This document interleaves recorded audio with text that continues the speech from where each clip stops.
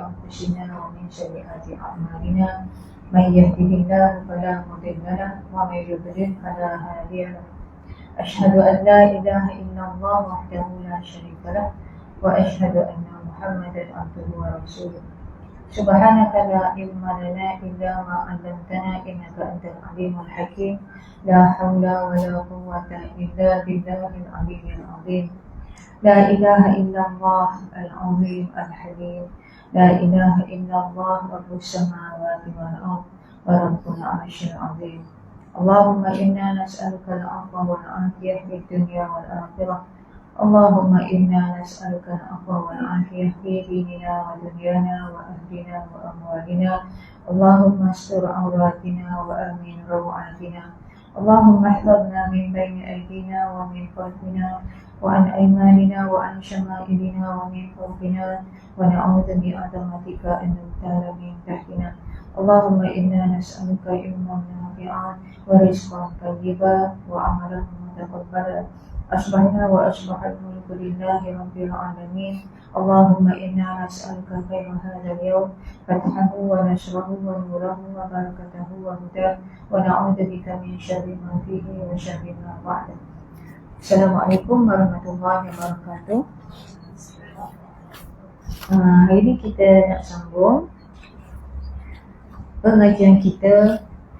Sebelum ni kita berhenti setakat ilmu Allah kan. Ilmu Allah muka surat 362.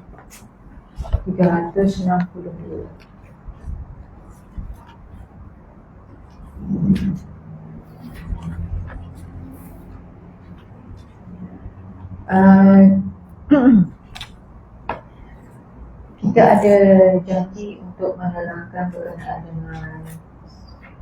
dengan apa itu? Berkenaan dengan melihat Allah. Persoalan tentang melihat Allah.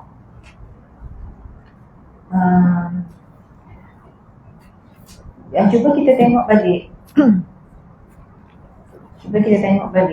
Sebelum kita masuk kita teruskan tentang ilmu Allah ni lebih lagi.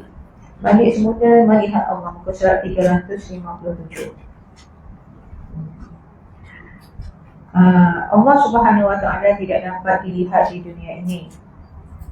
Jadi kita dah bincangkan berkenaan dengan Nabi Musa alaihissalam tu, dia nak melihat Allah tetapi tidak dapat lah. Tidak dapat. Kerana apa? Kerana Allah terlalu agung lah untuk dilihat di dunia.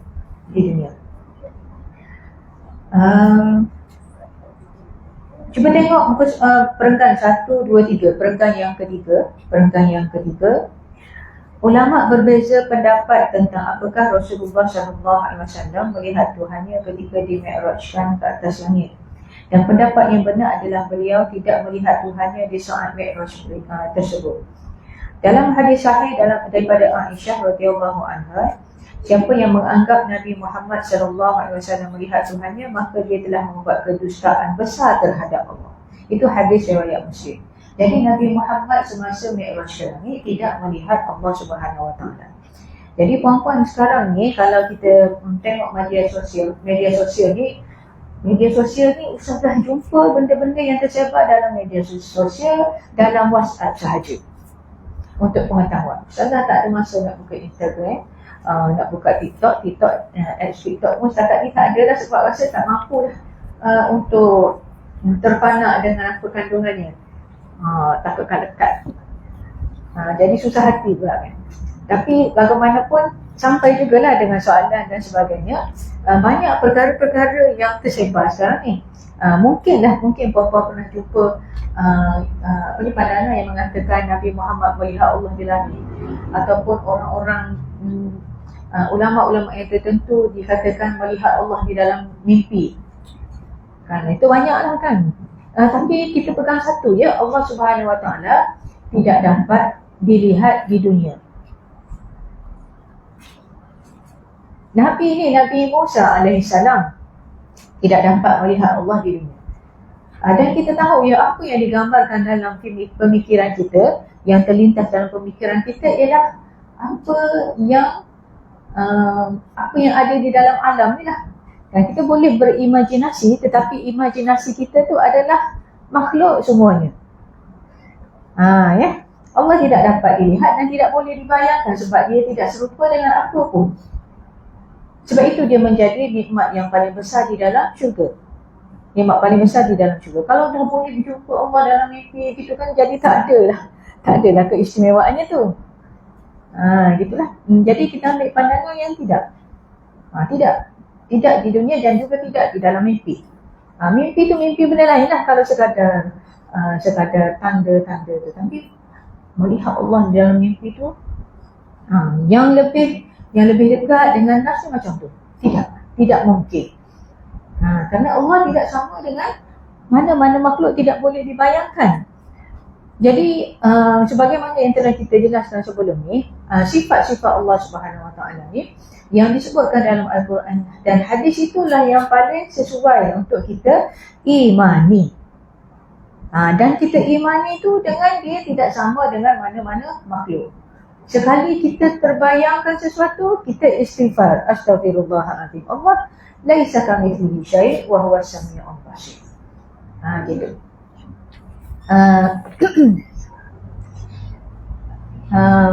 Jadi berkenaan dengan Ustazah sebut tentang Sahih Bukhari ni, dia yang Nabi Muhammad SAW lihat dengan mata kepalanya sendiri, yang sampai dia lari, selimutkanlah aku, itu apa dia?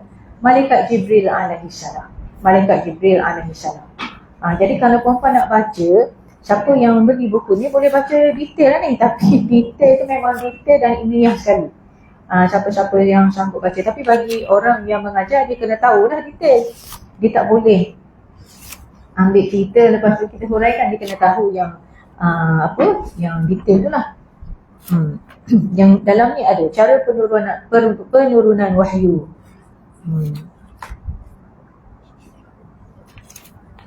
Yang dalam ni memang detail.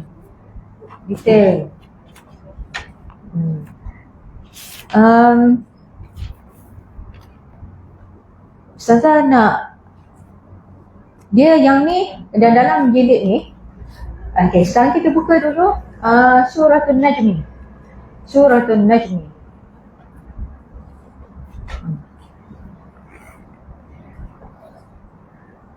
Alang-alang kita belajar tentang melihat Allah, kita kaitkan sedikit sebanyak dengan perkara-perkara yang berkaitan. Kita sentuh sedikit. Ustazah, soalan minggu lepas tu Ustazah jawab dengan beberapa ayat awal surah An-Najm.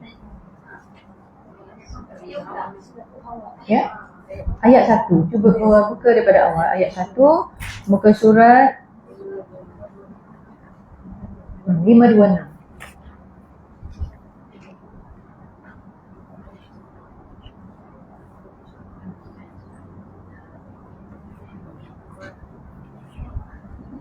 Jadi bila Aisyah radhiyallahu anha sebut macam ni, maknanya adalah orang yang beranggapan Nabi Muhammad melihat Allah semasa dia Mi'raj. Kan? Aisyah kata apa ni? Aisyah kata siapa yang menganggap Muhammad sallallahu alaihi wasallam melihat Tuhannya, maka dia telah membuat kedustaan besar terhadap Allah. Dia kedustaan tu dua-dua lah. Berdusta atas nama Allah dan berdusta atas nama Nabi Muhammad sallallahu alaihi wasallam. Kan? Kita kata. Di dunia macam tu.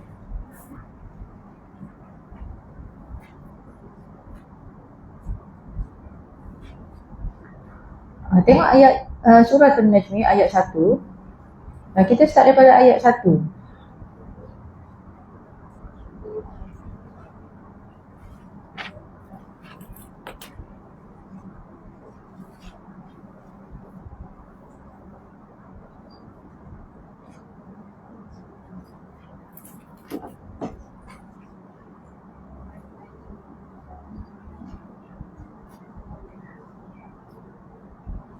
A'udzu billahi minasy syaithanir rajim.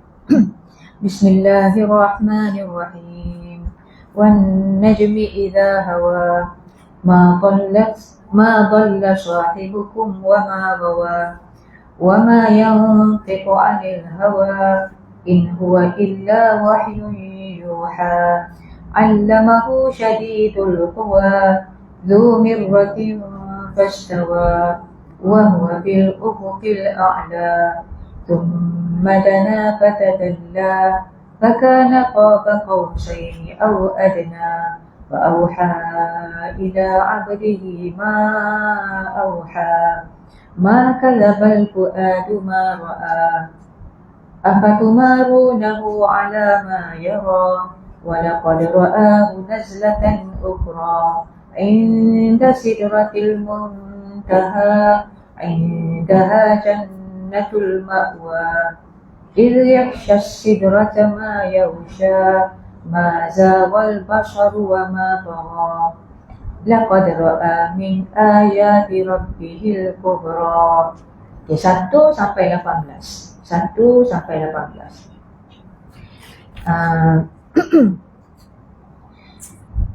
sampai 18. Ada lagi ayat yang lain yang sebut berkenaan dengan Nabi Muhammad SAW melihat Jibril alaihissalam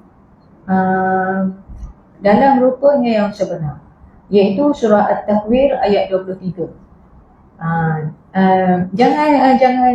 Jangan buang tanda ni. Surah An-Najm ni jangan tinggalkan tanda dulu, sebab kita nak bincang yang semua tu. Cuma saya nak beritahu ayat lain yang sebut tentang Nabi Muhammad SAW melihat siapa tadi? Jibril alaihissalam dalam rupanya yang sebenar, dalam ayat 23 surah At-Takwir. 23 surah At-Takwir. Walaqad ra'ahu bil ufuqil mubin. Jadi sebab apa? Sebab bila dengan rupa yang sebenar, Jibril alaihissalam tu memenuhi ufuk. Kan? Memenuhi ufuk. Jadi Nabi SAW melihat Jibril alaihissalam dalam rupanya yang sebenar 2 kali saja. Yang lain-lain tu dia datang dalam bentuk bukan rupanya yang sebenar. Gitu.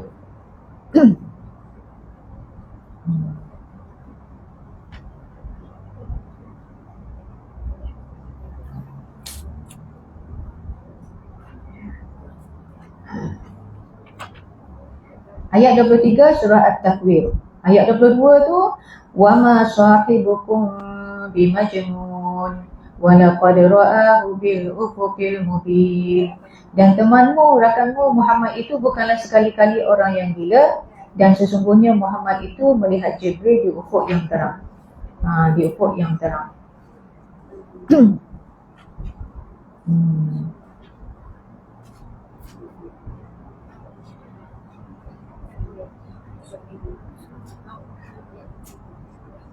Di ufuk yang terang. Tak jelas tanya ya. Ustazah kat mana ni sedang bincang apa ke, tanya. Jangan kehilangan punca. Alat-alat datang jangan kehilangan punca. Boleh tanya. Sekarang kita sedang bincangkan apa puan? Kita sedang terbincangkan, kita balik ulang kaji balik melihat Allah. Kalau puan-puan jumpa kat mana-mana, TikTok ke, Instagram ke, Facebook ke, kita pakai yang ini. Allah tidak dapat dilihat di dunia. Nabi Muhammad SAW pun tidak melihat Allah di dunia. Nabi-Nabi tidak melihat Allah di dunia. Termasuk Nabi Musa alaihissalam. Orang kata siapa pesang kediri, gitu kan, macam tu. Sebab Allah terlalu agung. Kalau kita tengok alam kan, kita dah bincangkan tentang kebesaran Allah, kebesaran alam ciptaan Allah ni pun dah hebat, dah agung. Macam mana kita nak melihat? Kalau kita nak melihat, contoh melihat galaksi, kita kena keluar kan? Kalau galaksi tu datang, katakanlah galaksi datang turun ke dunia, katakanlah tak mampu, tak mungkin, tak boleh, gitu. Gitulah kalau kita nak faham secara logik. Tapi bukan begitulah kan, sebab Allah SWT tidak sama dengan makhluk. Gitu kan. Jadi kita fahamlah Nabi Musa sampai pingsan, memang tak mampu. Di syurga nanti alam lain. Bumbungnya arash yang besar itu. bumbung syurga tu kan. Jadi dah alam lain, kiraan fizik pun lain kan, cahaya lain, kiraan hari dah lain, fizikal kita pun dah lain. Ketika itu Allah berikan kemampuan untuk melihat yang hebat-hebat, macam tu. Jadi kita sedang membincangkan Allah tidak dapat dilihat di dunia, dan kita jangan terganggu dengan klaim ataupun cerita-cerita yang menyebut tentang orang mimpi melihat Allah di dalam orang bermimpi melihat Allah dalam mimpi. Kan kita akan jadi terganggu sebab konsep asalnya tidak boleh melihat Allah di dalam di dunia, di dalam dunia macam tu. Jadi jadi kita nak sebutkan di sini berkenaan apa yang Nabi SAW lihat semasa Mi'raj itu adalah Jibril alaihissalam. Jibril alaihissalam. Dalilnya yang jelas dapat ada dalam Suratul Najmi. Tengok balik ayat pertama, wan najmi idza hawa, demi bintang ketika terbenam, ma dhalla sahibukum wa ma ghawa, kawanmu Muhammad tidak sesat dan tidak pula keliru, wa ma yantiqu anil hawa, dan tiadalah yang diucapkannya itu iaitu sama ada Al-Quran ataupun hadis menurut kemahuannya sendiri. Illa in huwa illa wahyun yuha, apa yang disebutkannya itu tentang agama sama ada Al-Quran ataupun hadis hanyalah wahyu yang diwahyukan kepadanya. Allamahu syadidul quwa, yang diajarkan kepadanya oleh Jibril yang sangat kuat. Puan-puan, sebab itu kita kena potong. Yang menerima berita gaib, orang yang menerima berita gaib yang terakhir ialah Nabi Muhammad SAW. Itu makna Nabi. Nabi ialah orang yang menerima berita gaib. Berita gaib. Jadi tidak ada Nabi lain. Jadi sesiapa yang mendakwa dia terima lagi ajaran-ajaran, bacaan-bacaan yang nak dimasukkan dalam syariat, maka itu adalah dakwaan yang batil, dakwaan yang tidak benar. Sebab makhluk lain ini akan sentiasa membisikkan kepada kita, akan menyamar sebagai makhluk-makhluk, sama ada makhluk itu elok ataupun tidak. Tapi dia bukan malaikat lagi yang datang kepada orang selain daripada Nabi yang terakhir itu, yang datang memberikan berita-berita gaib itu. Kalau dia cuba untuk menambah-nambah ajaran yang cuba dimasukkan dalam ajaran wahyu sumber kita tu, maka itu adalah syaitan. Itu adalah syaitan. Tidak mungkin boleh ditambah lagi sebab dah tutup dah. Kan? Al-yawma akmaltu lakum dinakum. Telah sempurna agama kamu. Jadi bila kita belajar benda bab akidah ni, bila kita belajar tentang prinsip-prinsip dalam akidah ni, kita clear. Kita dapat clear. Bila datang lawak ni, mana boleh. Tak ada dah Nabi yang terakhir sini. Tak boleh dia menerima wahyu. Nak datang lagi. Nabi ajarkan kepada saya sebab Nabi ajarkan kepada saya jumpa dengan Nabi semalam dalam mimpi. Ajar doa yang sepatutnya dibaca dalam bulan Rabiul Akhir contohnya kan. Tidak.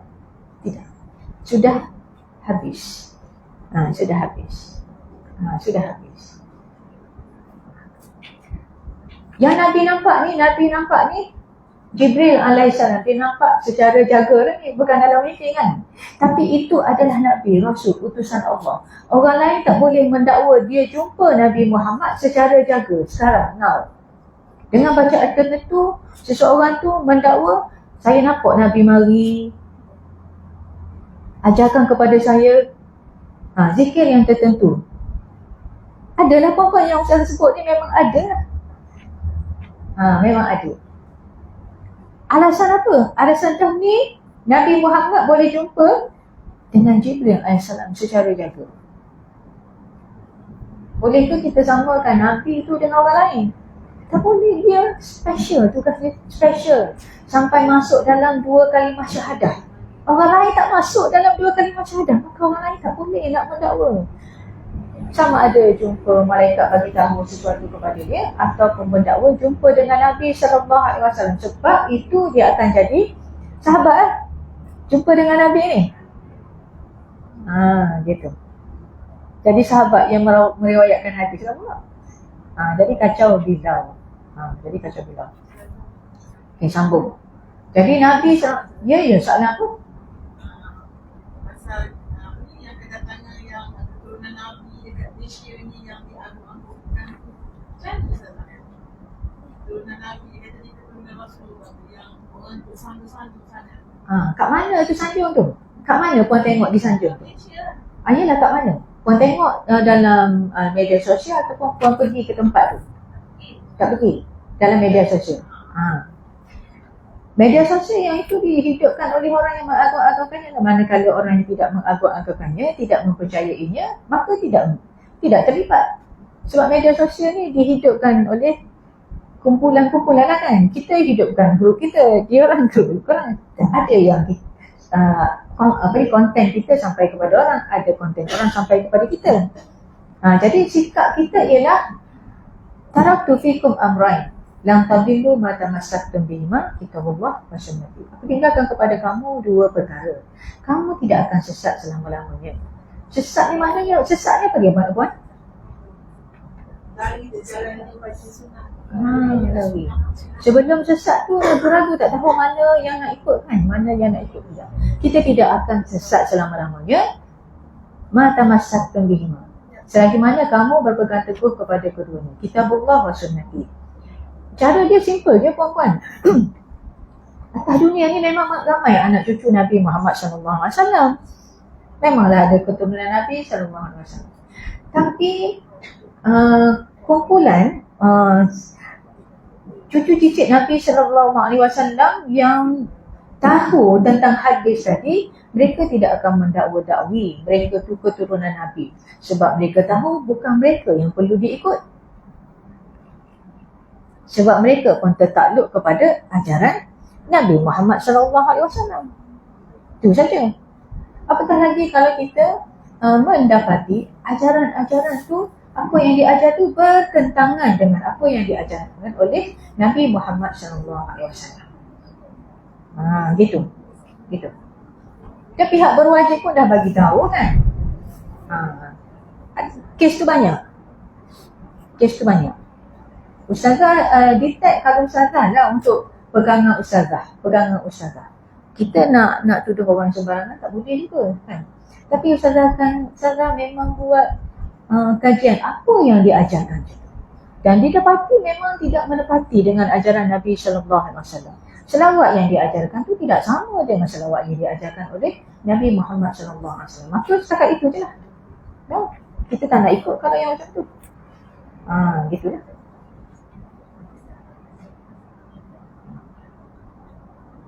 Pengaruh ni dia satu benda yang besar ya. Pengaruh ni. Orang ni kalau dengan artis pun dia boleh jadi apa ya? Kalau terlalu minat dengan artis ni jadi macam mana? Boleh menghabiskan apa sahaja.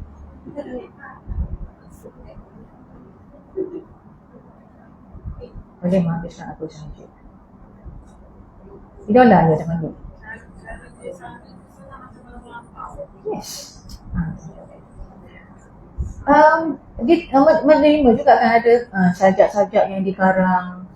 Daripada kita membaca sajak yang dikarang orang, lebih baik kita baca wahyu yang diturunkan kepada Nabi Muhammad SAW. Baca Al-Quran satu huruf 10 pun. Nak puji Nabi Muhammad SAW pun baca Al-Quran.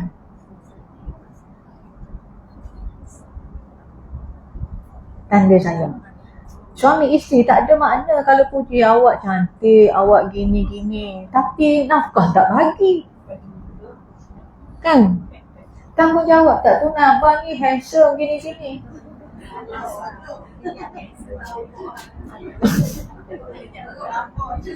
Tak tunaikan tanggungjawab. Mana yang penting? Gitu kan? Kita pun kata, betul kan dipuji ni? Kan? Gitulah. Simple saja. Sambung, a'udzubillahi minasyaitonirrajim. Jadi Nabi SAW ni dia bawa ajaran wahyu, dia ditugaskan, dia membawa bebanan yang berat, untuk menyampaikan. Ya ada pun yang lain-lain yang palsu tu terliur lah kot, terliur dengan apa yang dimiliki oleh Rasulullah SAW. Pengikut agaknya lah kan, bab apa yang nak jadi Nabi sangat tu kan, Nabi palsu ramai kan. Contohnya kerana pengaruh kemungkinan lah, dia ingat apa Nabi-Nabi. Tugas berat. Padanlah Nabi SAW tu dapat kedudukan yang tertinggi. Allamahu syadidul quwa, yang diajarkan kepadanya oleh Jibril yang sangat kuat. Dzu mirwatin fastawa, yang mempunyai akal yang cerdas. Dan Jibril itu menampakkan diri dengan rupa asli, wa huwa bil ufuqil a'la, sedang dia berada di ufuk yang tinggi. Tsumma dana fatadalla, kemudian dia mendekat lalu bertambah dekat lagi. Fakana qaba qausaini au adna, maka jadilah dia dekat pada Muhammad sejarak dua ujung busur panah atau lebih dekat lagi. Fa'auha ila abdihi ma auha, lalu dia menyampaikan kepada hambanya iaitu Muhammad apa yang telah Allah wahyukan. Dia adalah terjemahan tu ada beza-beza sikit tu, maklumlah sebab dia ni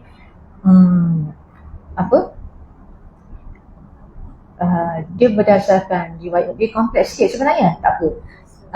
Terjemahan lain, lalu Allah wahyukan kepada hambanya iaitu Muhammad dengan perantaraan malaikat Jibril apa yang telah diwahyukannya. Gitu kan. Jadi ma kadzabal fuadu ma ra'a, hati Nabi Muhammad tidak mendustakan apa yang dilihatnya. Sekejap Ustazah nak baca satu lagi. Jadi yang ni sekejap Ustazah nak gabungkan ni. Nak gabungkan penerangan ni. Mana tadi?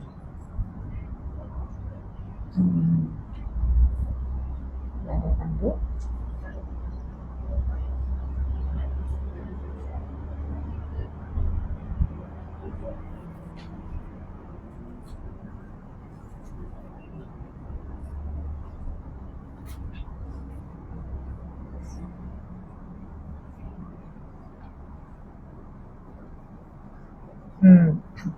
Kalau ikut terjemahan di sini, ma kadzabal fuadu ma ra'a. Tadi kan sampai ayat 10 tu kali pertama Nabi Muhammad melihat Jibril. Kali pertama tu kat mana? Wahyu pertama tu lah, ayat 1 sampai 10. Ayat 11, ma kadzabal fuadu ma ra'a, hati Nabi Muhammad tidak mendustakan apa yang dilihatnya. Hati Nabi Muhammad tidak mendustakan apa yang telah dilihatnya, iaitu pada malam Mi'raj. Pada malam Mi'raj pula. Kalau kita nak ambil sini ni, hati Nabi Muhammad tidak mendustakan apa yang dilihatnya, untuk yang di atas tu pun boleh juga. Boleh juga. Afatumarun, sebab apa? Sebab dia memang melihat Jibril alaihissalam dalam rupanya yang sebenar. Sebab ni puan-puan, ceritanya orang duk tuduh Nabi Muhammad ni sebagai orang gila. Entah mana. Ya, dunia ni akan berakhir, kita akan hidup semula. Kan, dah hancur lebur akan hidup semula. Tu. Jadi Nabi Muhammad SAW tu dia lihat benda yang betul. Diperlihatkan kepadanya benda yang baik. Afatumarunahu ala ma yara.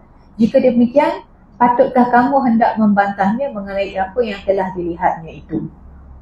Sama ada yang wahyu pertama ataupun yang malam Mi'raj. Okey, ayat 13 ni walaqad ra'ahu nazlatan ukhra. Dan demi sesungguhnya Nabi Muhammad telah melihat malaikat Jibril dalam bentuk rupanya yang asal sekali lagi. Nazlatan ukhra. Indeed, he saw him another time. Ada orang putih sini. Faham lah tu? Another time. sekali lagi. Atas tu kali yang pertama sekali lagi. Jadi yang dilihatnya pada malam Mi'raj itu bukan Allah, dilihatnya ialah malaikat Jibril alaihi salam inda sidratil muntaha.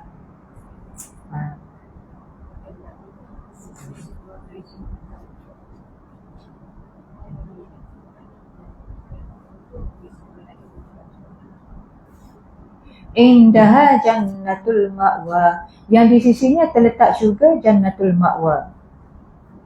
Idh yaghsha sidrata ma yaghsha. Nabi Muhammad melihat Jibril dalam bentuk rupanya yang asal pada kali ini ialah semasa Sidratul Muntaha itu diliputi oleh makhluk-makhluk dari alam-alam gaib yang tidak terhingga. Ini terjemahan yang macam ni.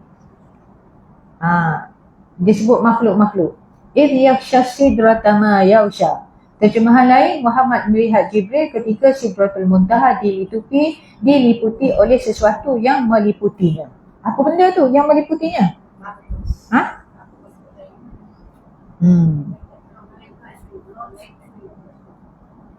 Apa yang meliputi tu?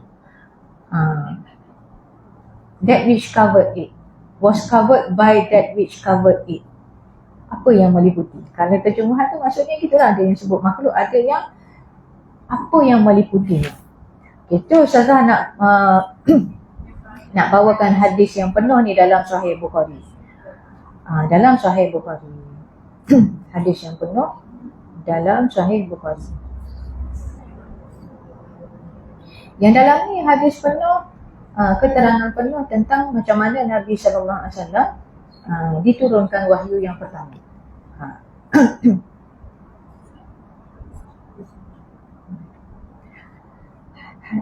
Kalau dalam Sahih Bukhari, kat mana duduk dia ni? Kat mana duduk hadis ni? Hadis ni dalam bab Kitabus Solah. Kitabus Solah. Nabi naik Mi'raj ke langit, menerima solat kan? Keistimewaan solat difardukan di langit. Yang lain-lain tu diturunkan ke bumi. Kan? Solat ni diterima di langit. Mana? Yang ni Kak Aziz bawa. Yang ni tak ada yang dalam Kitabus Solah. Yang ni Kitabul Wahyi. Ini baru jilid pertama setebal ni. Dia ada lagi jilid yang lain. Ini keterangan dia. Yang ni ada dalam ini berkenaan dengan wahyu pertama yang diturunkan kepada Nabi Muhammad SAW. Kan Kitabul Wahyi ni. Kitab Wahyu. Kitab Wahyu. Gitulah. Ini Kitab Wahyu.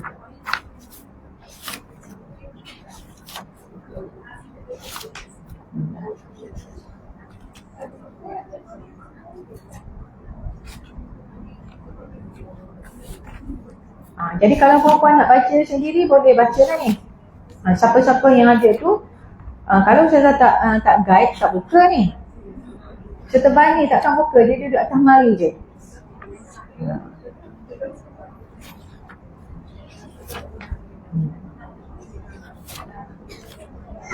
Siapa rajin nak baca?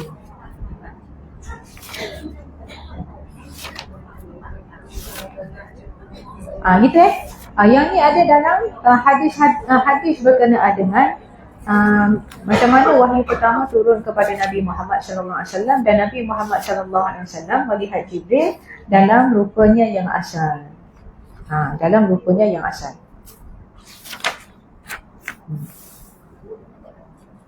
Ni tentang apa ni, jenis rupa jenis wahyu-wahyu yang diturunkan kepada Nabi Muhammad SAW pun ada di dalamnya. Ada di dalamnya. Berkenaan dengan wahyu. Siapa nak boleh saya. Yang ni Ustazah nak baca tentang solat. Tentang solat. Tentang Mi'raj. Macam mana Nabi SAW Mi'raj. Ustazah baca ya? Saya baca je.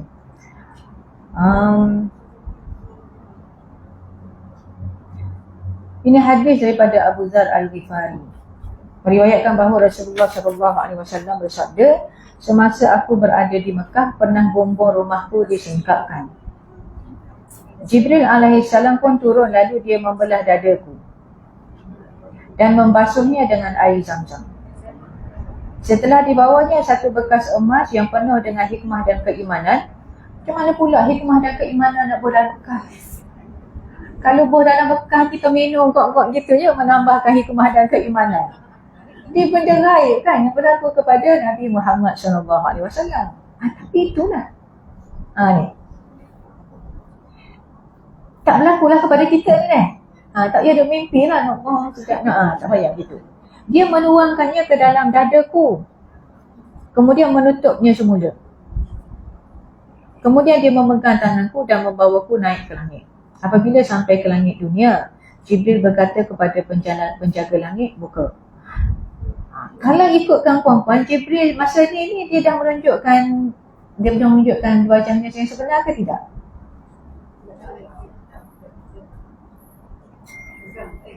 Tak kan? Tak, sebab Jibril ni dia jadi boleh berupa. Kan kalau ikut sini belum lagi lah. Sebab dia melihat wajah yang sebenar tu inda sidratil muntaha. Kalau gitulah kita faham macam itulah. Apabila sampai ke langit dunia, Jibril berkata kepada penjaga langit, buka. Penjaga langit bertanya, siapa ini? Jibril menjawab, ini Jibril. Penjaga langit bertanya lagi, siapa penjaga langit tu? Malaikat juga. Jangan duk bayang orang pula. Penjaga langit bertanya lagi, adakah sesiapa bersamamu? Dia menjawab, ya bersamaku Muhammad. Penjaga langit itu bertanya lagi, adakah dia telah dijemput? Jibril menjawab, ya. Setelah dibukanya pintu langit, kami naik ke atas langit dunia. Di situ kami dapati ada seorang lelaki yang sedang duduk. Di sebelah kanannya ada bayang-bayang hitam dan di sebelah kirinya juga ada bayang-bayang hitam. Dia ketawa apabila melihat sebelah kanannya dan menangis apabila melihat sebelah kirinya. Lelaki itu berkata, selamat datang kepada Nabi yang saleh dan anak yang saleh. Aku bertanya Jibril, siapa itu? Jibril menjawab, itu Adam. Dan bayang-bayang hitam yang di sebelah kanan dan sebelah kirinya itu adalah roh-roh anak-anak cucunya. Yang di sebelah kanannya itu adalah ahli syurga dan sebelah kirinya pula adalah ahli neraka. Dia ketawa apabila melihat ke sebelah kanannya dan menangis apabila melihat ke sebelah kirinya. Sehinggalah Jibril membawa aku ke langit yang kedua. Dia pun berkata kepada penjaganya, buka. Penjaga langit itu menjawab sebagaimana yang dijawab oleh penjaga langit yang pertama. Maka dibukakan pintu langit itu. Anas berkata, Nabi SAW menyebutkan dia bertemu di langit-langit itu Adam, Idris, Musa, Isa dan Ibrahim. Beberapa Nabi yang kita tahu kan cerita dalam Isra Mi'raj. Cuma dia menyebutkan bahawa Nabi Muhammad SAW mendapati Adam di langit dunia dan Ibrahim di langit ke-6. Ini riwayat berbeza. Ada yang kata langit ke-6, ada yang kata langit ke-7. Saya simpulkan di sini kerana banyak riwayat yang mengatakan langit yang ke-7, maka ulama simpulkan langit ke-7 Nabi Ibrahim bersandar di Sidratul Muntaha. Di Baitul Ma'mur. Anas berkata apabila Jibril membawa Nabi SAW lalu dekat Idris, dia iaitu Idris berkata, selamat datang kepada Nabi yang saleh dan saudara yang saleh.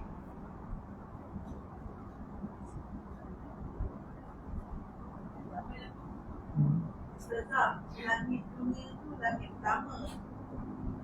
Jumpa dengan Nabi Adam. Langit kedua Nabi Idris. Ya, kalau ikut riwayat ni. Aku Nabi SAW bertanya siapa ini? Jibril menjawab ini Idris. Kemudian aku lalu dekat Musa. Dia Musa berkata, selamat datang kepada Nabi yang saleh dan saudara yang saleh. Aku bertanya siapa ini? Jibril menjawab ini Musa. Kemudian aku lalu dekat Isa. Ini terah atas-atas ni. Kemudian dia berkata, selamat datang kepada Nabi yang saleh dan saudara yang saleh. Itulah tanyalah. Aku bertanya siapa ni? Jibril jawab ini Isa. Kemudian last sekali aku datang lalu dekat Ibrahim. Dia berkata, selamat datang kepada Nabi yang saleh dan anak yang saleh. Aku bertanya siapa ini? Jibril menjawab ini Ibrahim. Nabi tak kenal kan? Kenal tanya siapa ni? Nanti ini Ibrahim. Kata Ibn Syihab, Ibn Hazm, Abu Bakar bin Amr bin Hazm memberitahu kepadaku bahawa Ibn Abbas Dan Abu Habbah Al-Ansari berkata, Nabi SAW bersabda, setelah itu dia, yakni Jibril alaihissalam, membawa aku naik ke satu kawasan yang tinggi dan rata. Di situ aku mendengar bunyi gesekan pena, pen, atas kertas, swing. Tu orang kedua kata tak? Atas kertas. Bunyi gesekan pena. Bunyi gesekan pena ni merupakan kinayah. Kinayah ni apa dia? Bukan sindiran ni bahasa kinayah ni. Kinayah kepada perbuatan malaikat menulis keputusan-keputusan Allah ataupun wahyunya. Mungkin juga ia merupakan kinayah kepada perbuatan mereka menyalin sesuatu yang termaktub di Lauh Mahfuz atau apa-apa yang dikehendaki Allah disalin daripada Lauh Mahfuz. Maksud sebenarnya Rasulullah SAW menceritakan perkara ini ialah untuk menyatakan bahawa beliau telah naik begitu tinggi sehingga beliau dapat mendengar bunyi gesekan pena para malaikat.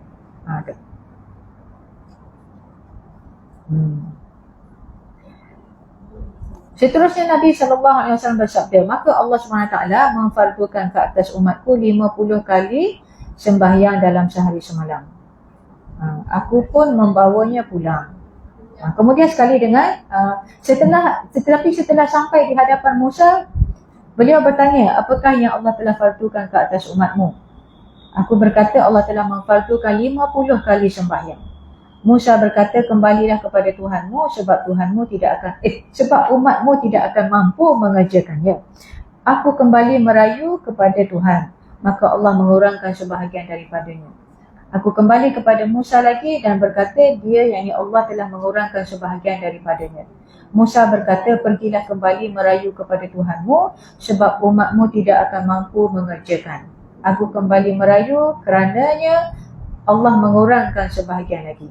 Setelah pergi pula kepada Musa berkata lagi, kembalilah kepada Tuhanmu kerana umatmu tidak mampu. Aku pun kembali lagi merayu kepada Tuhanku. Akhir sekali Tuhan berfirman, itulah 5 sembahyang.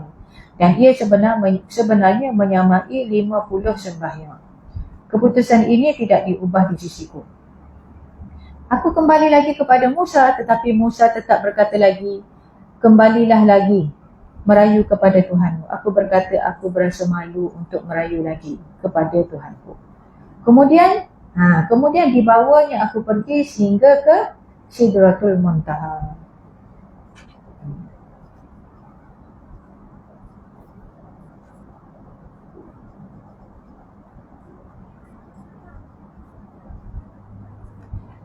Ini Ustazah nak bagi tahu ni. Sidratul Muntaha ni dalam hadis. Yang dalam Al-Quran tadi, cuba tengok balik. Idh yaghsha sidrata ma yaghsha. Idh yaghsha sidrata ma yaghsha. Ayat 16 tu kan. Nabi Muhammad melihat Jibril dalam bentuk rupanya yang asal pada kali ini ialah semasa Sidratul Muntaha itu diliputi diliputi oleh apa? Yang ada terjemahan sebut makhluk-makhluk. Terjemahan puan, makhluk-makhluk. Ada terjemahan lain? Makhluk. Sesuatu yang meliputinya. Muhammad melihat Jibril ketika Sidratul Muntaha diliputi oleh sesuatu yang meliputinya. Okey, kalau dalam Sahih Bukhari ni ketika tadi kan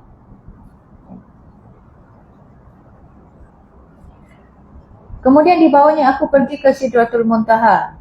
Sidratul Muntaha ketika itu diselubungi warna-warna. Warna-warna yang tidak aku ketahui apakah hakikatnya. Sebab tu Ustazah, sebab nak tunjuk tu susah juga kan, sebab dia banyak. Dalam grup tu kan, dalam grup tu Ustazah dah bagi siap-siap sebelum ni. Ada yang Ustazah gariskan tu dalam grup surah kita ni. Berapa bulan? 23 Oktober minggu lepas. Lepas tu kan, yang mula-mula tu, selepas Puan Zanariyah kata Masya Allah la quwwata illa billah, saya pun letak tu Kitabus Salah, nampak? Dalam grup Kitabus Salah. Lepas tu muka surat yang kedua tu, yang Jawi tu Tak apa, tak. Siapa yang pandai tu boleh. Serta tanda merah tu, nampak tu. Yang merah tu, yang page yang kedua tu. Gambar yang kedua tu, hatta intaha bi ila sidratil muntaha. Hatta intaha bi ila sidratil muntaha. Kemudian di bawahnya, aku pergi hingga sidratul muntaha. Wa wasyiyaha. Wa wasyiyaha. Wa wasyiyaha.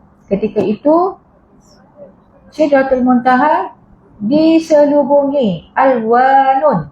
Alwanun tu warna-warna. Kan?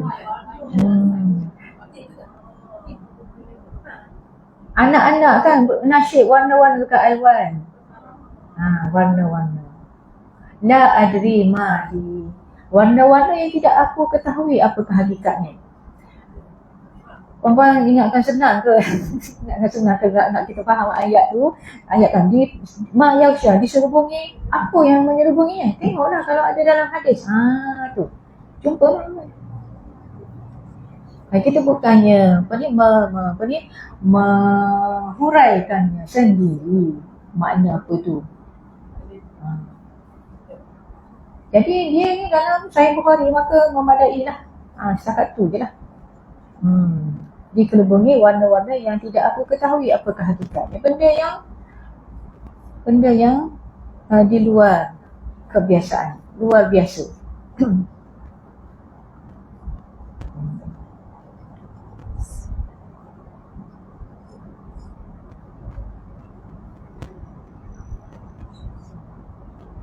Jadi Nabi Muhammad SAW melihat Jibril dan rupanya asal ketika Sidratul Muntaha diliputi oleh sesuatu yang meliputinya, iaitu alwan, warna-warna yang tidak dapat aku pasti apa dia benda tu. Benda pelik sehingga ia kelihatan sangat indah oleh Nabi Muhammad SAW. Penglihatannya, iaitu penglihatan Nabi Muhammad SAW, terpakulah, maknanya terpaku menyaksikannya dengan tepat akan pemandangan yang indah di situ yang diizinkan dia melihatnya. Kan? Balik kepada surah An-Najm. Ayat 17. Madza wal basaru wa ma tagha. Penglihatan Muhammad tidak berpaling dari yang dilihatnya itu dan tidak pula melampauinya. Dia tengok betul-betul. Yang tepat.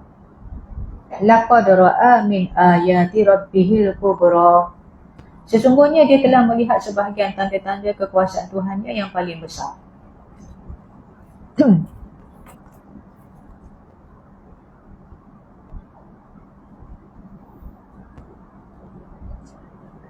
Sebabnya beberapa perkara dalam satu, bukan dua dalam satu. Nabi Muhammad semasa Mi'raj ke langit itu, dia melihat Jibril alaihissalam. Lepas tu naik Sidratul Muntaha. Sidratul Muntaha diliputi ataupun dilitupi oleh apa? Ma yausya, apa yang menyelubungi. Kalau dalam Sahih Bukhari itu sebut alwan. Alwan, warna-warna yang indah, warna-warna yang pelik dan indah lah, kita faham gitulah. Wa wasyiha alwan la adri mahi. Udkhiltul jannah, kemudian dimasukkan saya ke dalam syurga. Nabi masuk syurga. Fa'idha udkhiltul jannah. Udkhiltul jannah. Masya-Allah. Masuk.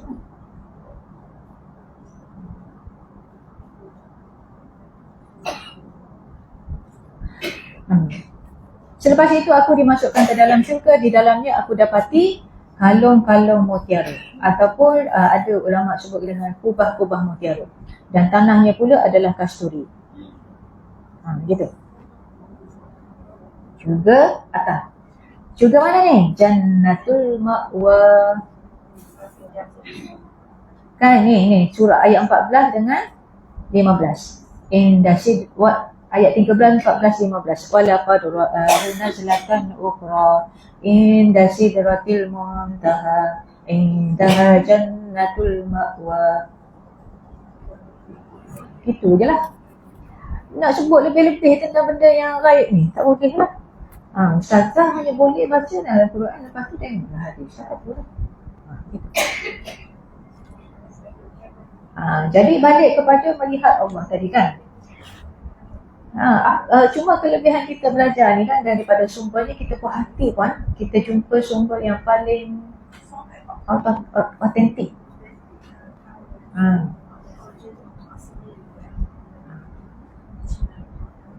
Yang paling tinggi tak ada lah yang tinggi pada tu. Wahyu dah kedua-dua ni. Okay. Lepas tu kita duduk diam mikir hati kita lah pula. Mikir hati kita lah pula, jadilah fikir tentang benda gaib tu setakat tu je kan. Sebagai panduan. Nanti kita akan pergi lah.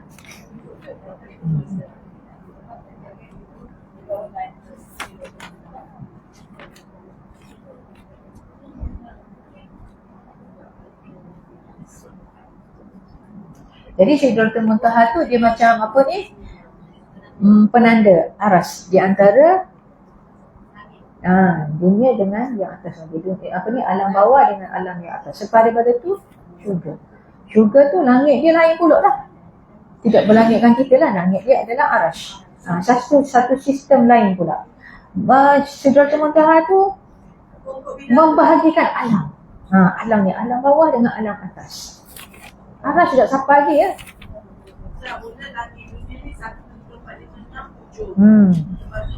Sidratul Muntaha. Pokok bidara. Pokok bidara. Apa bisa? Kalau lukis berdosa tak?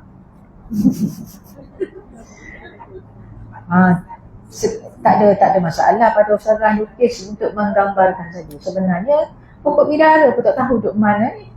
Kan hantar teleskop nak cari pokok bidara, orang orientalis contohnya kata mana tak jumpa lagi lah setakat ni. Pasal yang dihantar teleskop tu di bawah-bawah ni, langit ke berapa baru. Sampai langit. Langit dunia baru. Jadi kita ni, itulah kita ni hamba Allah, iktiraf kebesaran Allah. Tidak dapat melihat Allah. Nabi Muhammad hanya melihat Jibril alaihissalam tu pun dah rasa takut dengan kehebatan tu. Jadi kita dah habis lah sebenarnya kan. Kita bincangkan tentang melihat Allah SWT tu. Akhir tu muka surat 360. Kita ulang balik lah. Muka surat 30 tu 360.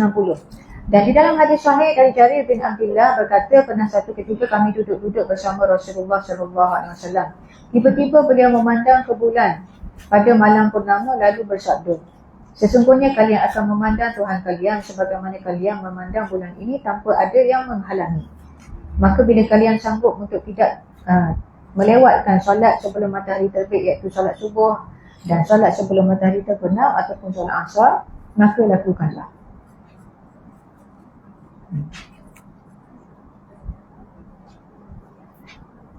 Dalam kitab Sahih Muslim, Nabi SAW bersabda, bila penghuni syurga telah masuk syurga, Allah Tabaraka wa Ta'ala akan berfirman, apakah kalian ingin aku tambahkan sesuatu untuk kalian?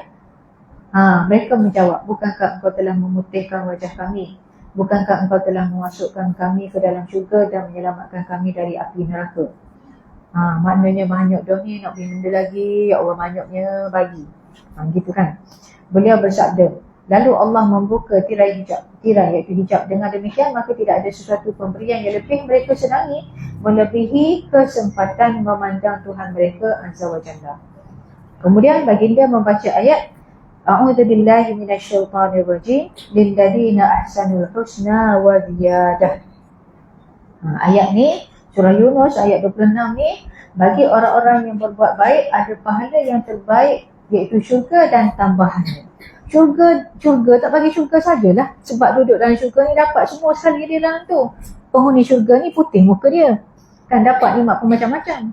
Wa ziyadah, tambahan tu apa dia? Tambahan tu ialah melihat Allah di dalam syurga. Dalam Sahih Bukhari dan Muslim daripada Abu Musa daripada Nabi SAW bersabda, ada dua syurga di mana bekas-bekas dan seluruh isi keduanya terbuat daripada perak. Ada juga dua syurga di mana bekas-bekas dan seluruh isi keduanya terbuat daripada emas. Dan tidak ada sesuatu pun yang menghalangi sesuatu kaum untuk melihat Tuhan mereka melainkan selendang kebesaran yang ada di wajahnya di syurga ada. Maknanya bila Allah buka hijab, bolehlah tengok Allah. Siapa yang boleh? Ahli syurga.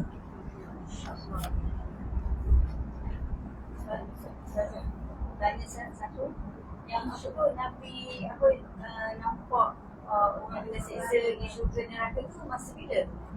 Bukan masa syurga. Itu nanti kita akan sampai. Kita akan sampai kepada perbincangan tersebut. InsyaAllah.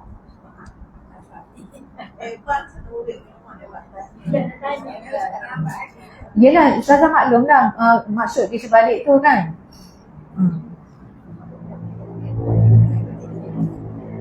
Apa dia tadi?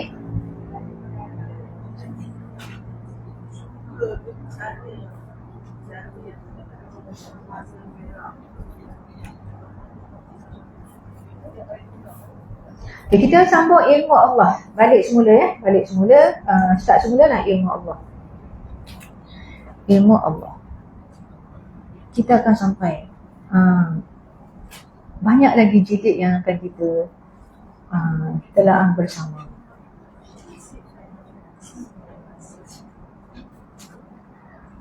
Wa na'lamu anna Allah subhanahu wa ta'ala muttasifun bi sifatil ilm.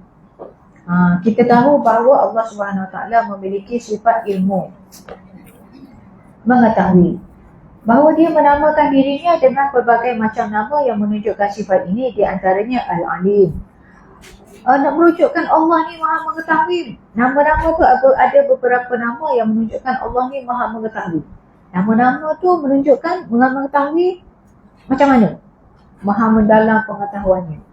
Bukan sekadar maha mengetahui secara umum begitu sahaja. Ia maha mengetahui sebagaimana firman-Nya, innahu huwas samiul alim.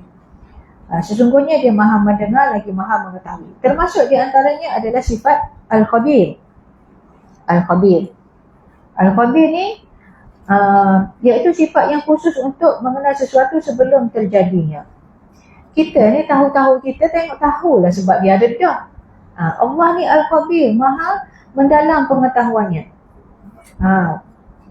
Maha mengenal. Tahu tu sebelum ada lagi.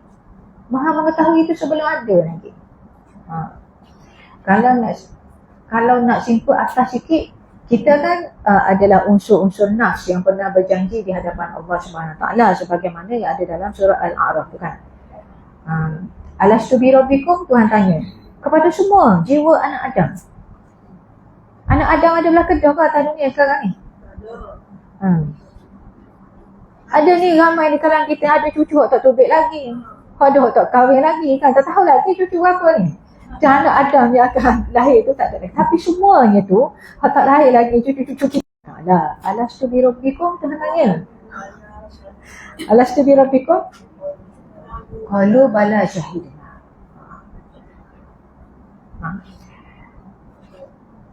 Yang salah seorang tu ialah cucu Puan Nora, contoh tu. Kan Allah maha mengetahui. Itu. Malah sebelum adanya jiwa-jiwa manusia, sebelum dicipta jiwa-jiwa manusia, apa itu? Kan? Iaitu sifat yang khusus untuk mengetahui hal-hal yang sangat detail. Al-Hakim. Lepas tu Al-Hakim. Yang detail-detail. Yang detail-detail. Al-Syahid, yang maha menyaksikan. Iaitu sifat yang khusus untuk mengetahui hal-hal yang baik ataupun yang nampak. Syahid. Yang nyata ataupun yang baik. Artinya tidak ada sesuatu pun yang tidak nampak baginya, yang tidak diketahui bagi dia. Dan kalau dia nampak semua, maknanya dia tahulah.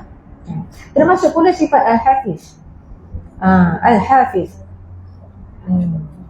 Al-Hafiz ni maksudnya dia tak lupa. Apa yang dia ketahuinya tidak lupa. Kita ni tahu-tahu lupa. Rasa macam tahu tapi tak ingat. Tu kita. Al-Hafiz maha tidak lupa, maha menjaga, maha menghafal, maha menjaga, tidak lupa terhadap apa yang diketahuinya. Termasuk juga sifat Al-Muhsi. Al-Muhsi yang maha cermat perhitungannya. Al-Muhsi. Banyak pun dia tahu belaka. Kita ni kalau banyak-banyak ni puan-puan yang jadi cikgu ni kan, kalau bilang semula nama anak murid dah lupa, lepas tu tak. Tidak cermat lah. Bila dah banyak tu, memerlukan peralatan pula untuk kira. Iaitu sifat khusus yang menunjukkan bahawa banyaknya makhluk tidak membuatkan Allah itu tidak mengetahui tentang mereka. Seperti sinar cahaya. Sinar cahaya. Angin yang bertiup kencang dan jatuhnya daun-daun. Pada saat seperti itu Allah Subhanahu Taala mengetahui berapa banyak bahagian gerakan pada setiap daunnya. Daun ni tak benda yang kecil sangat lah. Pasal kalau kita kira dari sudut kecilnya bumi kita ni. Bintang-bintang yang tidak terbilang di langit sana, semuanya dalam pengetahuan Allah dengan teliti. Dengan teliti.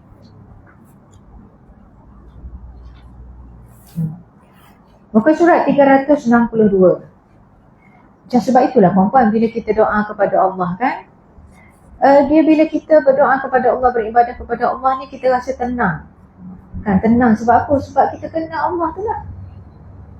Dan kita nak adu apa? Kita ni tak tahu tentang itu kan, sedih tentang ini, tapi Allah mengetahui. Berbaloi kita mengadu kepada Allah dan bertawakal kepada Allah, berserah kepada Allah. Macam tu. Ilmu Allah meliputi segala hal, baik secara umum ataupun yang terperinci. Golongan falsafah menganggap bahawa Allah Subhanahu Taala mengetahui secara yang umum tetapi tidak mengetahui hal-hal yang terperinci. Falsafah manalah ni kan? Falsafah mana ni? Tak bolehlah macam ni. Allah tidak luput kepadanya apa-apa sekalipun. Ucapan mereka ini adalah dusta kerana ilmu Allah luas dan mencakupi segala hal dan tidak ada sesuatu pun yang tersembunyi baginya di bumi ataupun di langit. Dia maha mengetahui segala gerakan di darat dan di laut. Dia tahu lah puan-puan. Sebab tu kita tengok kalau ameba tu kan, ameba tu pun Allah bagi rezeki kepada dia. Semua Allah maha mengetahui lah. Maha mengetahui keperluan hamba-hambanya.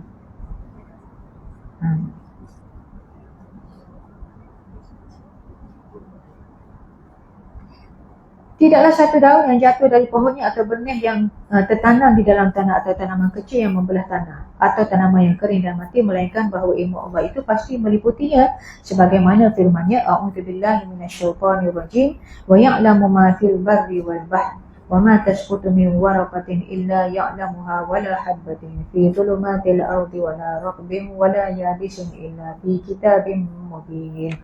Dan dia mengetahui apa yang ada di darat dan di laut, dan tidak ada sehelai daun pun yang gugur melainkan dia mengetahuinya. Dan tidak jatuh sebutir biji pun dalam kegelapan bumi, dan tidak ada sesuatu yang basah ataupun yang kering melainkan tertulis dalam kitab yang nyata, iaitu Lauh Mahfuz.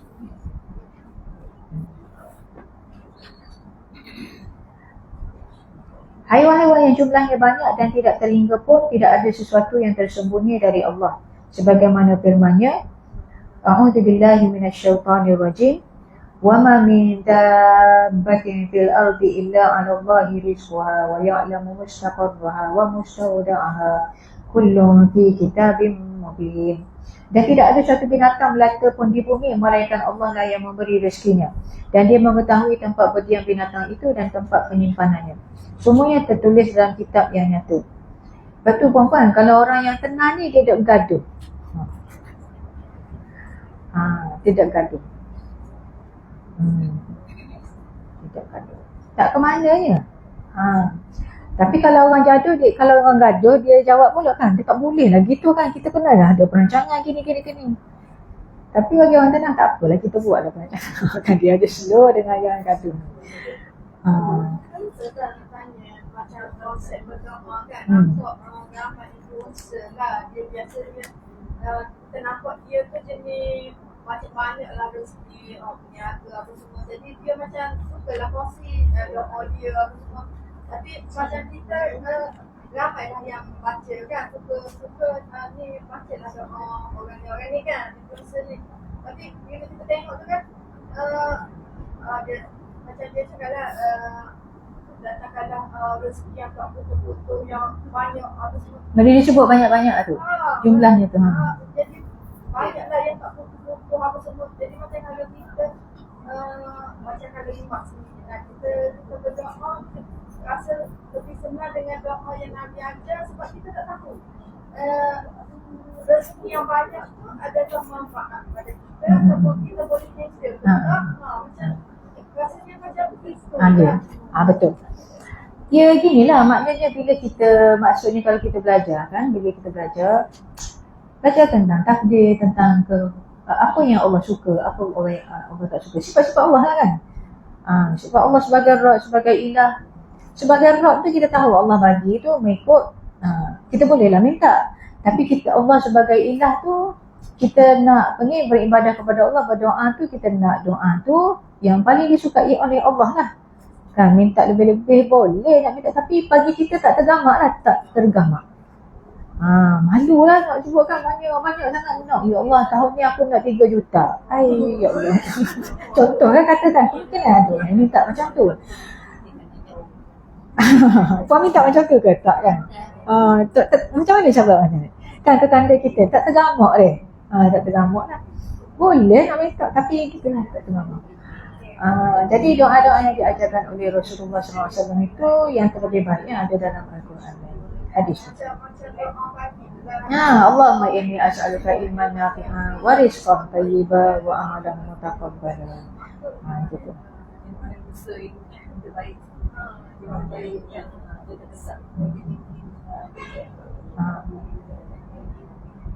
Kaya juga kan? Tak semuanya orang kaya dia. Ada orang kaya yang dia doa tu doa Nabi Muhammad SAW saja. Itulah macam tadilah maknanya yang yalah influencer semua tu sampai kepada kita yang jenis gitu.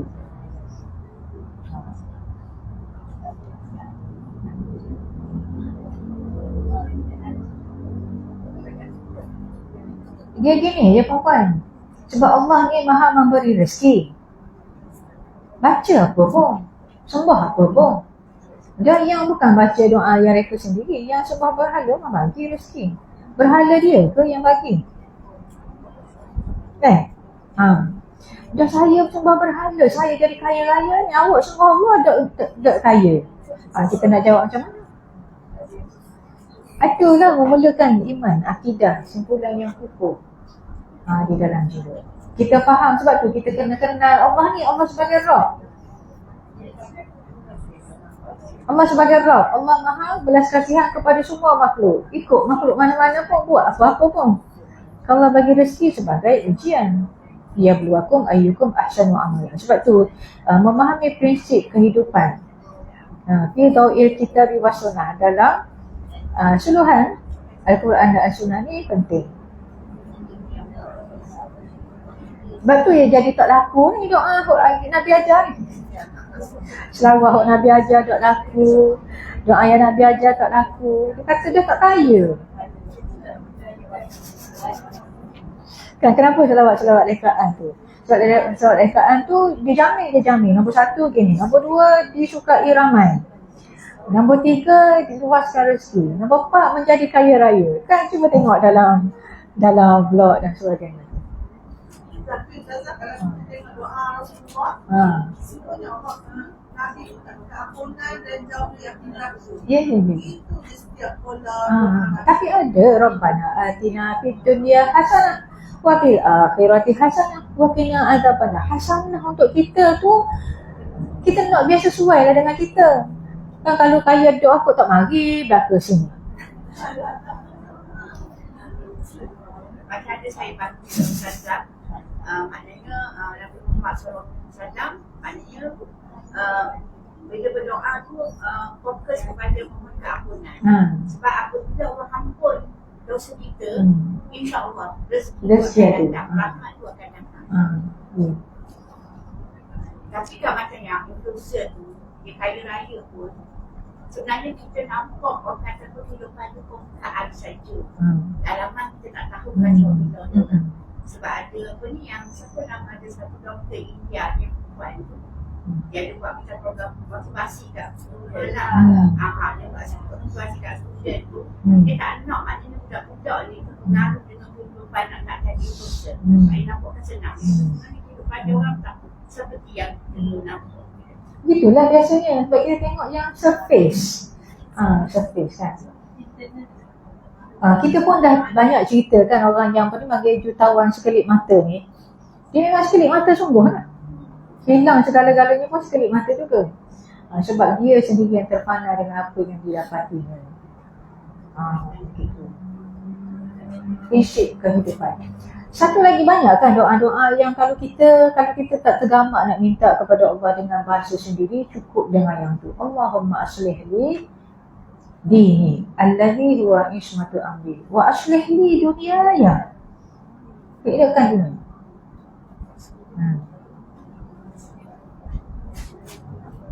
Wa aslih li dunyaya. Sebab kita hidup di dalam dunia.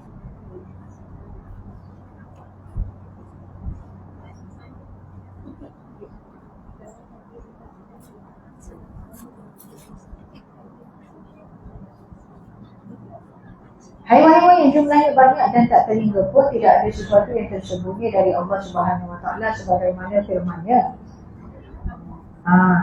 Maksudnya dah tidak ada satu binatang melantang di bumi melainkan Allah lah yang memberi rezekinya dan dia mengetahui tempat berdiam binatang itu dan tempat penyimpanannya. Semuanya tertulis dalam kitab yang nyata, Lauh Mahfuz. Satu lagi komentar saudara, yang tu kemungkinan maksudnya dia satu kan yang terbaru ni fahaman apa? New Age Movement.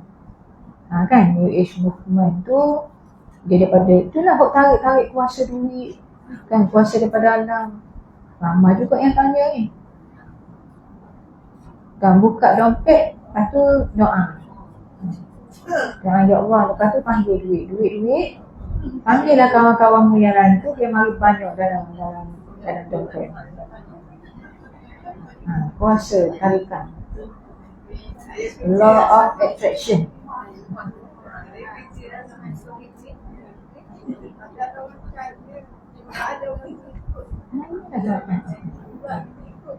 Dan kalau kita belajar ni setakat muka surat 362 ni rasa nak buat tu. Kemungkinan orang-orang yang terdesak kot. Terdesak.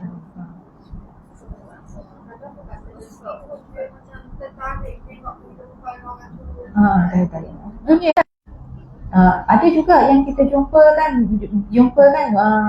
biasanya business golongan businessman ni dia minta kita doa macam ni, tolong doakanlah supaya saya jadi kaya.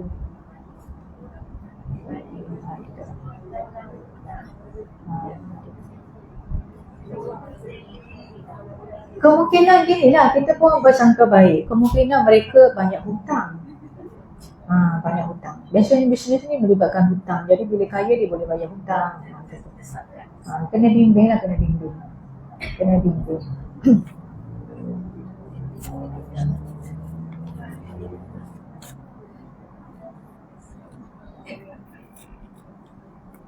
Orang yang makan gaji lain, dia tak mikir tu. Kemudian dia akan masuk secara otomatik.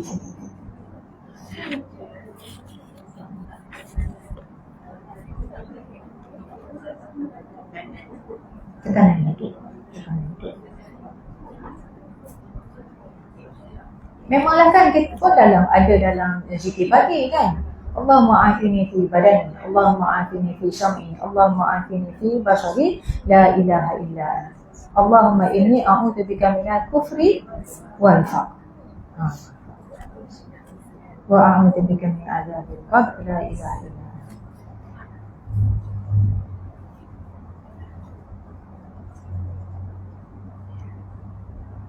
Sekurang-kurangnya baguslah minta dengan Allah. Kan dikarenakan doa sendiri pun doa itu kepada Allah direct. Itu pun satu step yang bagus dah daripada pergi tempat-tempat lain tu. Di kubur ke lagi susah kita nak bagi tahu. Yang tu pun okey lah. Cuma sampai nak hafal doa orang tu saya tak setuju lah. Kalau tengok Kak Syah dapat benda tu benda ni, kita pun tanya Kak Syah doa apa Lepas tu Kak Syah pun tulis, mari kita saling foto setiap ni doa Kak Syah. Jadi nama dia doa Kak Syah. Daripada kita salin doa Kak Syah tu, lebih baik kita salin doa yang diajarkan oleh Nabi Muhammad SAW. Tak apalah Kak Syah tu tak salah lagi doa kita. Untuk dia tu hak sendiri tu. Tapi untuk kita sebarkan menjadi ibadah, kan, doa yang disukai oleh Allah SWT, jangan gitu lah.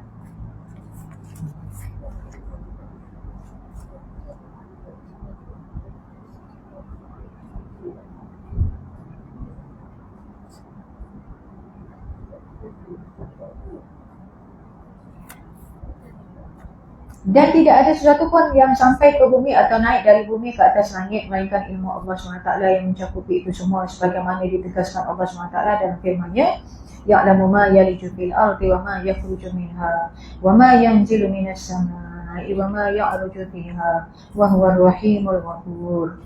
Dia mengetahui apa yang masuk ke dalam bumi, apa yang keluar daripadanya, apa yang turun dari langit dan apa yang naik kepadanya. Dan dialah yang Maha Penyayang lagi Maha Pengampun.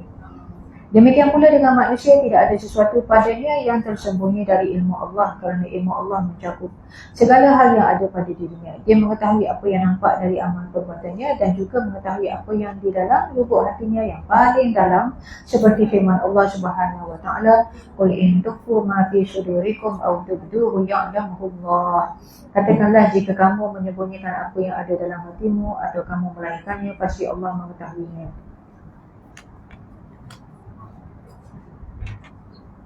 Firman Allah SWT yang lain, wa huwallahu fis samawati wa fil ardh ya'lamu sirrakum wa jahrakum. Dan dialah Allah yang disembah baik di langit maupun di bumi. Dia mengetahui apa yang kamu rahsiakan dan apa yang kamu lahirkan. Kalau orang yang terdesak, ajarkan doa apa? Doa yang ketika terdesak, doa Nabi Musa alaihissalam. Doa apa? Rabbi inni bima anzalta ilayya min khairin faqir. Itulah adab berdoa dia. Al-Quran ni penuh dengan adab-adab. Lepas tu penuh dengan bahasa-bahasa yang standard, bahasa-bahasa yang tinggi. Banyak benda yang boleh kita belajar daripada Al-Quran. Ilmu Allah adalah ilmu yang meliputi segala hal yang terperinci pada manusia. Hal itu ditegaskan oleh firman-Nya, "A'udzu billahi minasyaitonir rajim. Wa ma takunu fi sya'nin wa ma tatlu minhu min qur'anin wa la ta'maluna min 'amalin illa kunna 'alaikum syuhudan idh tufiduna fihi." Kamu tidak berada dalam satu keadaan dan tidak membaca satu ayat dari Al-Quran, dan kamu tidak mengerjakan satu pekerjaan, melainkan kami menjadi saksi ke atasmu pada waktu kamu melakukannya. Ayat ini menyebabkan kita kita istighfar kalau kita buat salah dalam satu keadaan. Kita apa lagi? Kita berharap balasan yang baik kepada Allah.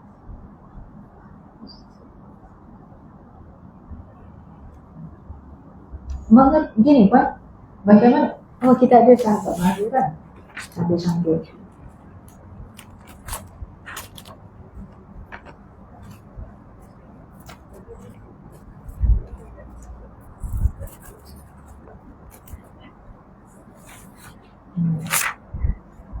Ini kan bagaimana saya tidak beriman kepada Allah. Sebenarnya perempuan beriman kepada Allah ni kan, bila last kali bila kita dah faham ni, saya beriman kepada Allah sebagai Rabb, sebagai Ilah, beriman kepada nama-nama dan sifat-sifat Allah yang dinyatakan dalam Al-Quran dan hadis. Last kali yang ni kita faham, yang ni ada sesuatu situasi yang pada kadang-kadang tertentu kita ingat Allah ni Rabb kita semua sekali. Sebenarnya yang ni dia akan mengalir ke sini. Dia akan membantu kita merealisasikan at-ta'abbud. Penghambaan diri kita kepada Allah. Bila kita kenal Allah sebagai Rabb dan kenal nama-nama dan sifat-sifat Allah SWT ni. Sedangkan yang ni yang sebut dalam syahadah kan, asyhadu an la ilaha illallah. Tapi untuk maksimum kan. Di sini kita kena kenal Allah sebagai Rabb, yang diulang-ulangkan dalam Al-Quran, dan yang ini pun diulang-ulangkan dalam Al-Quran supaya kita memperhambakan diri kita kepada Allah dengan sebaik mungkin.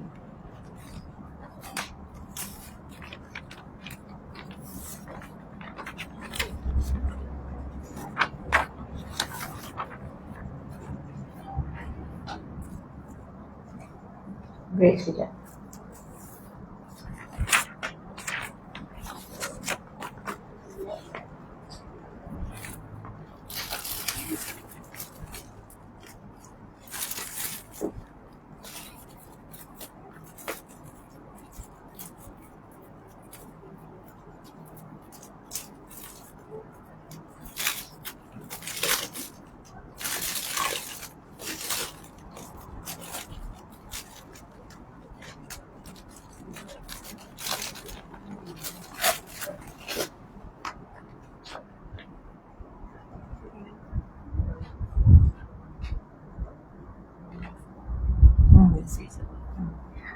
Semua orang, siapa yang hadir, kita akan bagikan file dan isinya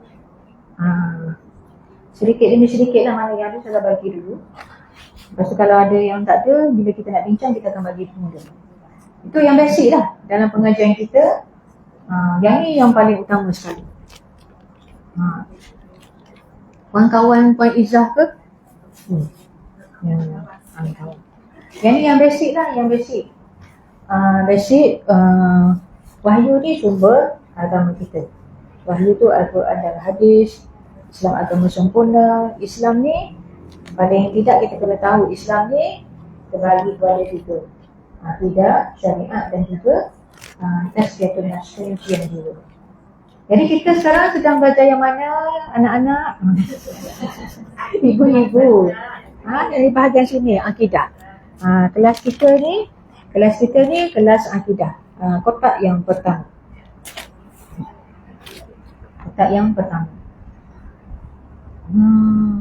Okay, kita sambung sikit lagi. Ilmu Allah SWT ni, Allah SWT dapat mengetahui sesuatu yang sangat kecil, sebesar biji sawi sekalipun. Sebagaimana firman-Nya, Luqman berkata, wahai anakku, sesungguhnya jika ada sesuatu perbuatan seberat biji sawi yang berada dalam batu atau di langit dan atau di dalam bumi, niscaya Allah akan mendatangkan membalasnya. Sesungguhnya Allah, innallaha latifun khabir, maha halus lagi maha mengetahui. Sesuatu yang rahsia atau yang nampak, yang kecil maupun yang besar, yang baik maupun yang lahir, semuanya sama di hadapan ilmu Allah SWT. Sebagaimana firman-Nya, maksudnya Allah mengetahui apa yang dikandung oleh setiap perempuan dan kandungan rahim yang kurang sempurna dan yang bertambah. Dan segala sesuatu pada sisinya ada ukurannya, yang mengetahui semua gaib dan yang nampak, yang maha besar lagi maha tinggi. Sama saja bagi Tuhan siapa di antara kamu yang merahsiakan ucapannya dan siapa yang berterus terang dengan ucapan itu, dan siapa yang bersembunyi di malam hari dan yang berjalan menampakkan diri di siang hari. Sungguh benar firman Allah Subhanahu Wa Taala ketika berfirman, A'udzubillahi minasyaitonirrajim. Wa ma ya'zubu 'an rabbika min mithqali dzarratin fil ardi wala fis samaa'i wala asghara min dzalik wala akbar illa fi kitabim mubin. Tidak luput dari pengetahuan Tuhanmu biarpun sebesar zarah. Mithqala dzarrah, sebesar zarah. Yang tadi mithqala habbah. Ini mithqala dzarrah. Mana lebih besar, habbah dengan zarrah? Habbah lebih besar daripada zarrah. Sebesar zarah, sekitar atom di bumi ataupun di langit. Tidak ada yang lebih kecil dan tidak pula yang lebih besar dari itu, melainkan semuanya tercatat dalam kitab yang nyata, Lauh Mahfuz.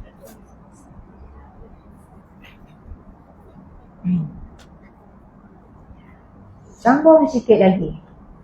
Jangan bertangguh sehingga tepat pada masa 365. Allah hidup kekal lagi terus menerus menguruskan makhluknya. Hayatuhu Qayyum, qayyumiyatuhu wa qayyumiyatuhu subhanah. Allah maha hidup lagi maha kalau ikutkan ni ya hayyu ya qayyum. Qayyum apa dia makna? Ya hayyu ya qayyum, wahai yang maha hidup yang lagi maha berdiri sendiri. Gitu. Maksudnya terus menerus menguruskan makhluknya sendiri. Sikit je ni puan. Allah maha melihat. Tadi kita flashback sikit. Kita dah belajar apa hari ni? Allah maha melihat. Allah maha melihat. Allah melihat Allah. Kan kita tentang melihat Allah. Tentang melihat Allah. Kita tak boleh melihat Allah. Sifat Allah Subhanahu Wa Taala tu dia tidak boleh dilihat di bumi. Lepas tu sifat dia lagi apa dia lagi? Berilmu. Ilmu Allah tu detail, yang halus-halus, yang kecil-kecil, yang gaib, yang zahir, semua dia nampak. Yang belum terjadi pun dia tahu. Gitu. Tapi dah tentang ilmu Allah. Sekarang tajuknya yang akan datang minggu depan, kalau tak habis hari ni, iaitu Allah Maha Hidup. Allah Maha Hidup hayatun. Allah hidup kekal, lagi terus menerus menguruskan makhluknya. Jadi kalau sebutkan Allah hidup, macam mana tu? Makhluk hidup. Allah hidup tak sama dengan makhluk. Sama je lah konsep dia. Tak usah dia fikir banyak lah. Allah berdiri sendiri. Macam mana tu? Tak sama dengan makhluk. Maksudnya dia tidak memerlukan makhluknya.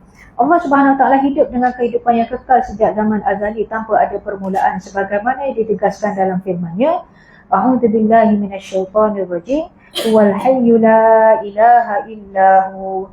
Dialah yang hidup kekal, tiada Tuhan yang berhak disembah melainkan Dia.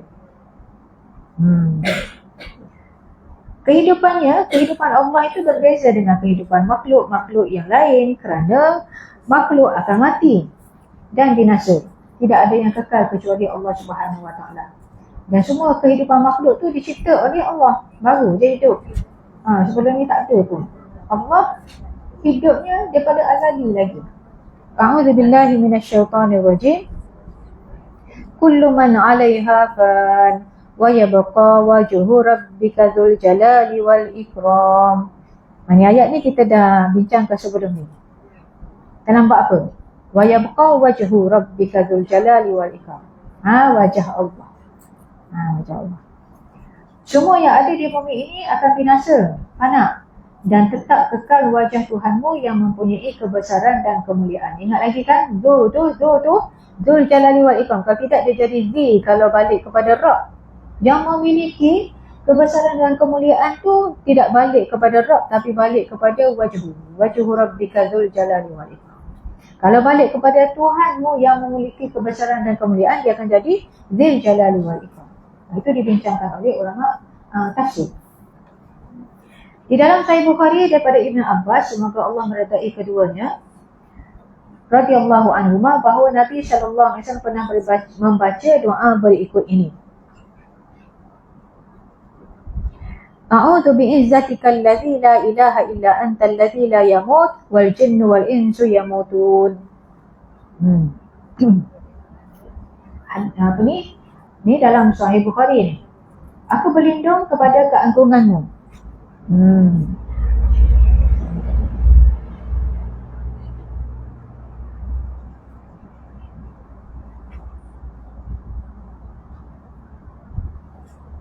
Yang tiada Tuhan kecuali Engkau, yang tidak mati sementara jin dan manusia akan mati. Agung di sini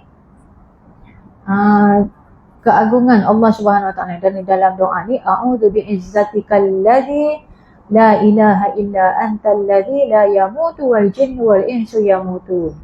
Maknanya doa ni puji Allah kan. Kalau nak kira kan tawassul lah. Kan tawassul dengan sifat. Sifat Allah. Apa dia? Dan demikian, maka zat yang kehidupannya seperti itulah hidup kekal yang paling berhak menjadi tempat bergantung dan tempat bertawakal. Itulah sebab kita kena bergantung kepada dia. Bergantung kepada orang akan mati. Sebelum mati tu banyak penyakit. Kan lemah maknanya. Wa tawakkal 'alal hayyil ladzi la yamut, dan bertawakkallah kepada Allah yang hidup kekal yang tidak mati. Hidup lagi, lepas tu ditegaskan lagi tak mati. Hidup kekal. Allah Subhanahu Wa Taala juga Qayyum. Kan? Kan memanglah kita berdoa ni dalam tajuk kita sekarang ni, Allah hidup kekal lagi berdiri sendiri, maknanya tidak bergantung kepada makhluk, terus menerus menguruskan makhluknya. Kita memang jadi zikir pagi petang, ya hayyu ya qayyum. Tu doa ketika mana tu? Ketika susah kan? Ketika memerlukan ya hayyu ya qayyum bi rahmatika astaghith aslih li sya'ni kullahu wa la takilni ila nafsi tarfata 'ain. Allah juga qayyum, terus menerus menguruskan makhluknya.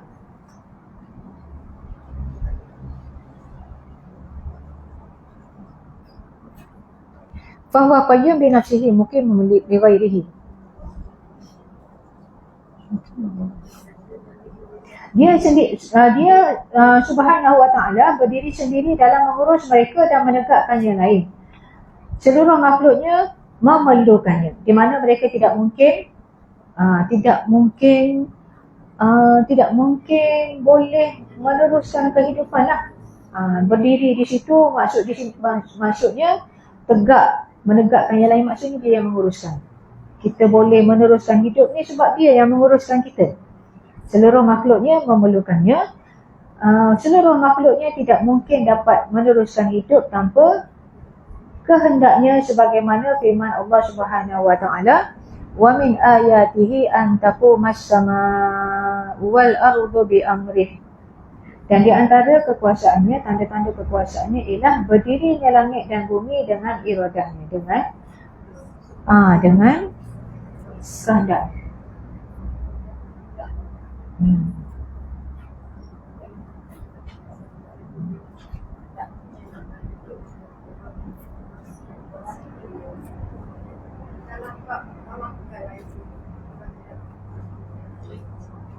Nampak tak?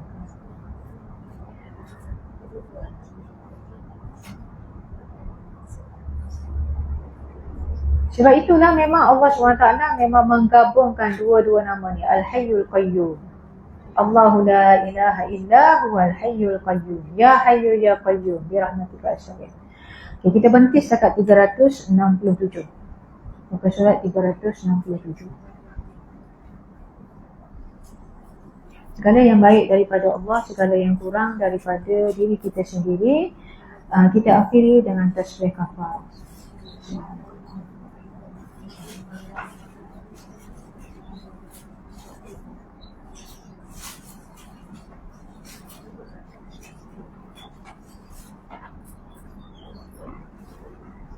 Assalamualaikum warahmatullahi wabarakatuh.